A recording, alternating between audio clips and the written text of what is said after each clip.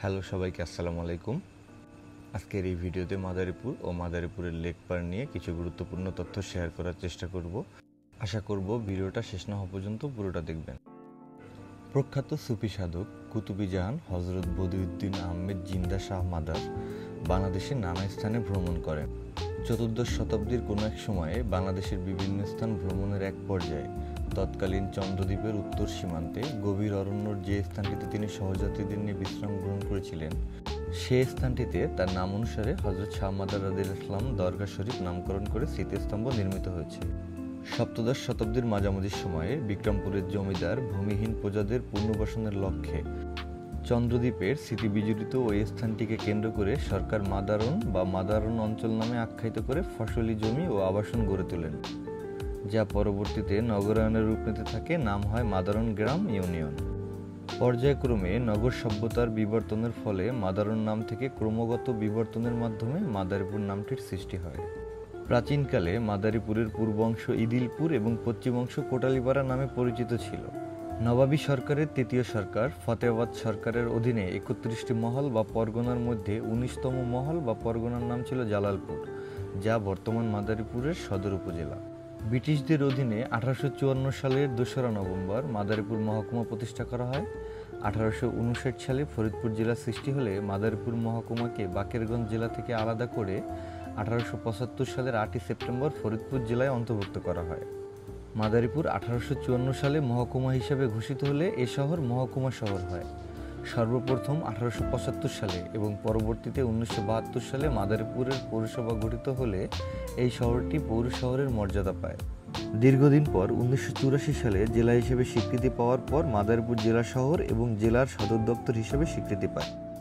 মাদারীপুর শহরের কেন্দ্রে অবস্থিত শকুনি লেক এ জেলার অন্যতম আকর্ষণীয় জলাধার। শকুনি দিঘি বা শকুনি লেক মাদারীপুর শহরের প্রাণকেন্দ্রে অবস্থিত মানবসৃষ্ট দিঘি।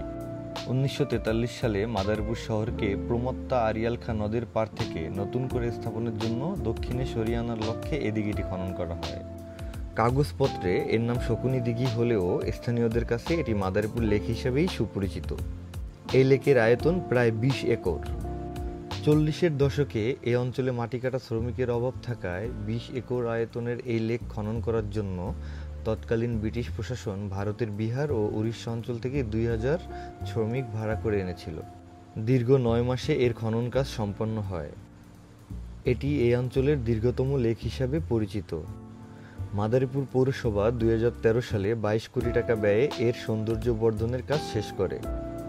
শহীদ কানন, শিশু পার্ক, স্বাধীনতা অঙ্গন, এমপি থিয়েটার মঞ্চ, শান্তি ঘাটলা, পানাহার সহ মাদারীপুর ঘড়ি নামে একটা ওয়াচ টাওয়ার রয়েছে শকুনি লেক প্রকল্পে।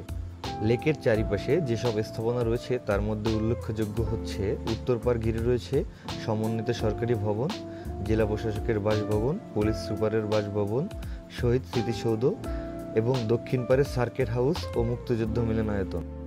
লেকের পূর্ব পাড়ে রয়েছে মাদারীপুর সদর হাসপাতাল ও জেলা কারাগার, যেটা বর্তমানে স্থানান্তরিত করা হয়েছে।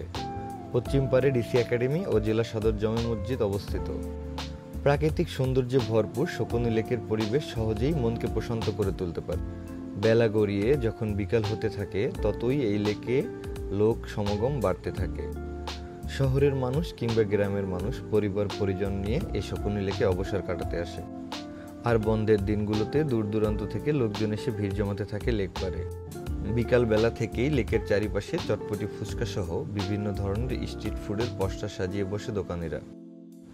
বেচা কিনা চলে রাত ১০টা-১১টা পর্যন্ত। মাদারীপুর শহরের রেস্টুরেন্ট ব্যবসা জমজমাটো এই লেক পার্কে কেন্দ্র করেই। আর লেকের কাছের মিষ্টির দোকানগুলো সুস্বাদু মিষ্টির জন্য প্রসিদ্ধ। এর সুখ্যাতি ছড়িয়ে আছে সারা বাংলাদেশে।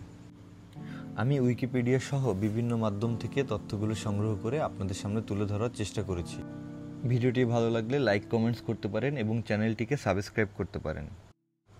ধন্যবাদ সকলকে ভিডিওটি কষ্ট করে শেষ পর্যন্ত দেখার জন্য।